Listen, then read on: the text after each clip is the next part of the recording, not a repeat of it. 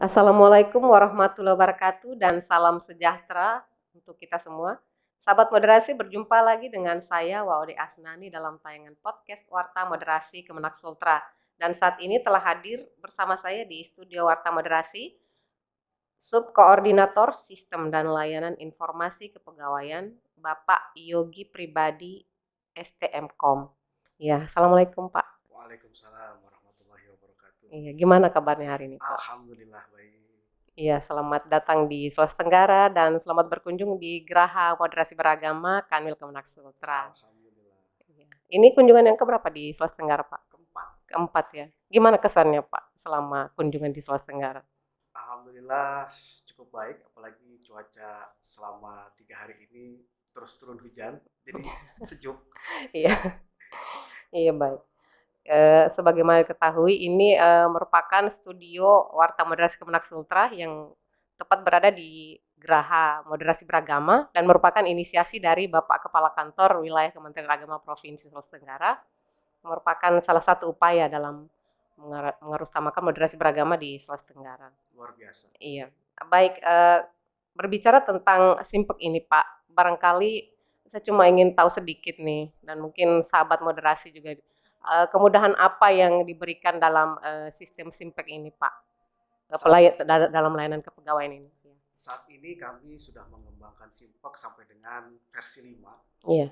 Jadi berdasarkan sejarahnya itu Simpek dikembangkan pertama kali di Kementerian Agama itu tahun 2022. Sekarang sudah bertransformasi sampai dengan versi yang kelima. Iya.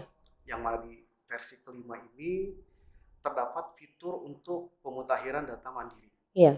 Jadi masing-masing ASN Kementerian Agama itu memiliki akses untuk melakukan updating data kepegawaiannya masing-masing. Iya.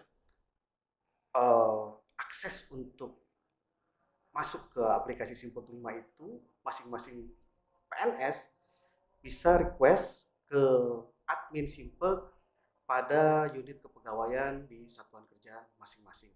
Iya. Setelah yang bersangkutan memiliki hak akses tersebut, yang bersangkutan bisa langsung akses ke alamat simpek5.kemenag.go.id. Iya. Kami juga sudah mengembangkan sistem yang namanya single sign on. Single sign on adalah suatu sistem untuk akses ke dalam sistem layanan kepegawaian yang dikelola oleh Biro Kepegawaian melalui satu pintu yang namanya sso.kemenag.go.id. Jadi satu akun itu bisa mengakses ke beberapa aplikasi-aplikasi layanan kepegawaian yang lain. Oleh karena itu, para pengelola Simpek maupun pegawai atau PNS yang bersangkutan itu tidak perlu mengingat banyak password untuk masuk ke dalam aplikasi-aplikasi layanan kepegawaian yang terintegrasi dengan Simpek. Begitu. Iya. Dan kemudian maksudnya dengan adanya fitur ini, apakah ini sudah berlaku bagi semua ASN ya, Pak? Sudah berlaku sejak tahun 2020. Bahkan sebelum MySKPK diluncurkan, Iya. kami itu sudah meluncurkan terlebih dahulu Simpek versi 5 di tahun 2020, namun memang belum disebarluaskan secara luas, secara masif. Karena waktu itu sudah meluncur program updating data mandiri dari MySAPK. Jadi kita mengalah dulu lah dengan program nasional dari instansi pembina kepegawaian yaitu BKN. Tapi data kepegawaian yang dikelola di Simpek dengan di SAPK itu sudah terintegrasi. Jadi ada fasilitas yang namanya API Gateway yang mengintegrasikan data kepegawaian yang dikelola oleh BKN dan Kementerian Agama.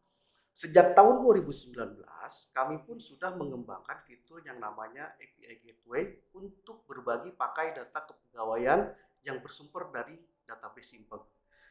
Jadi, satker-satker yang memiliki resource untuk mengembangkan sistem aplikasi yang membutuhkan data kepegawaian itu bisa mengakses secara otomatis, secara online dari database Simpek.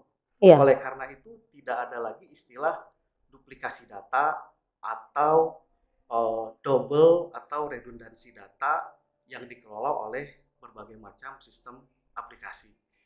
Perlu diketahui bahwa di Kementerian Agama ini sangat banyak aplikasi. Iya. Bahkan kemarin Ibu Sri Mulyani bilang di instansi pemerintah kita ini memiliki kurang lebih ada 24.000 aplikasi. Iya, dan katanya ada sebagian yang harus dibersihkan, dihilangkan. Dan sayangnya Iya. dari sekian ribu aplikasi-aplikasi tersebut itu tidak saling terintegrasi. Iya.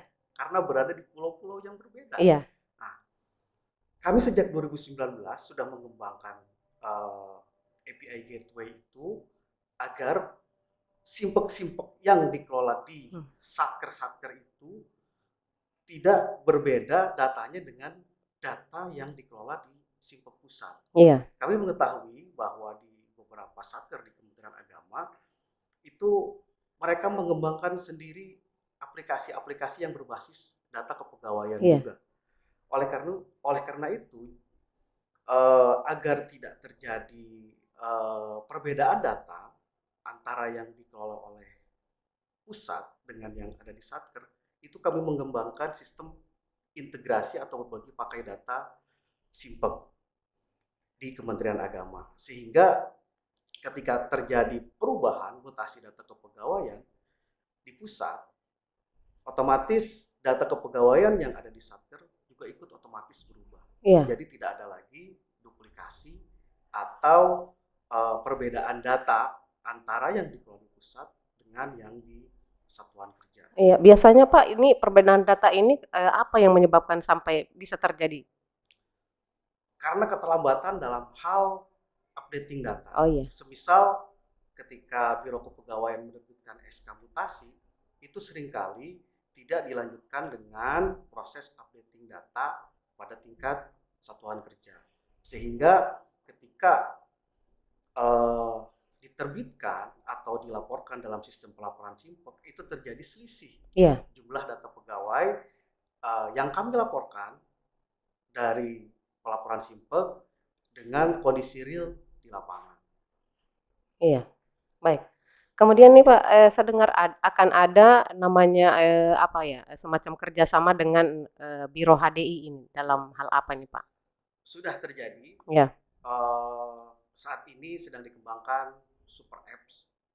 Super Apps itu adalah aplikasi besar untuk kebutuhan layanan internal maupun eksternal di Kementerian Agama. Nah, Simpek ini berkontribusi di layanan internal Kementerian Agama. Salah satunya adalah sistem presensi online yang akan berlaku untuk seluruh satker Kementerian Agama. Jadi di dalam aplikasi Super Apps itu ada salah satu fitur untuk melakukan perekaman kehadiran secara online melalui aplikasi Super Apps, dan itu semua data yang digunakan di situ berbasis data kepegawaian yang berasal dari Simpek Kementerian Agama. Kemudian juga data-data nanti yang akan menjadi output dari presensi online itu selain rekapitulasi kehadiran, keterlambatan maupun pulang lebih awal yang tentu nanti akan berimplikasi kepada pengurangan tunjangan kinerja, juga yang bersangkutan nanti bisa melakukan monitoring secara mandiri pendapatan tunjangan kinerja dan uang makannya berdasarkan perekaman kehadiran yang dilakukan oleh yang bersangkutan setiap hari. Ya baik. Dan sejauh ini Pak, kira-kira mungkin ada kendala yang dihadapi dalam ini? Sebetulnya sistem presensi online ini sudah kami kembangkan sejak tahun 2016 untuk di tingkat pusat ya. Dulu kita masih menggunakan mesin absen yang bisa menggunakan sidik jarum maupun wajah. Sampai dengan pandemi tahun 2020 kita berubah ke sistem presensi online dan ini sudah berlaku di seluruh unit eselon 1 pusat. Online ini tapi terbatas ya, jadi tidak bisa pegawai itu absen di mana saja. Iya. Ya, kalau kita waktu masih PPKM level 1, level 2, level 3, level 4 itu kan ada ketentuan dari Menpan ya. Misalnya 25, 75 untuk Iya. WFH dan WFO, 50, 50. Nah, bagi pegawai yang WFO itu untuk melakukan perekaman kehadiran wajib menggunakan WiFi jaringan atau VPN Kementerian Agama. Iya. Nah, kalau di Kanwil di sini bisa menggunakan jaringan VPN yang dikelola oleh uh, Subak-Humas mungkin ya. Iya.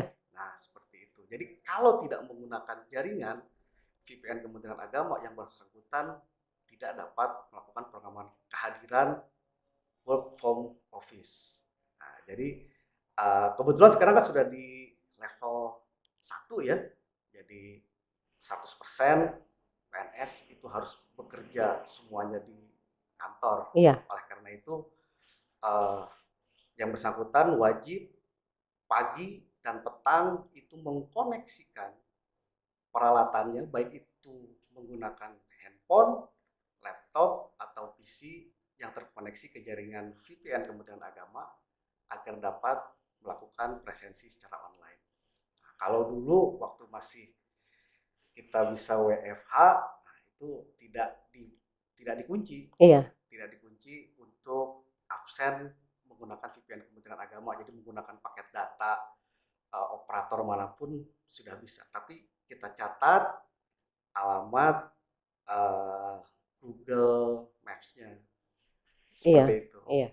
Jadi untuk memastikan bahwa pegawai itu ketika absen itu berada pada lokasi kerjanya masing-masing. Iya, baik. Barangkali sedikit harapannya nih Pak, melalui pengembangan fitur-fitur ini, apa harapannya bagi layanan informasi kepegawaian ke depannya nih Pak?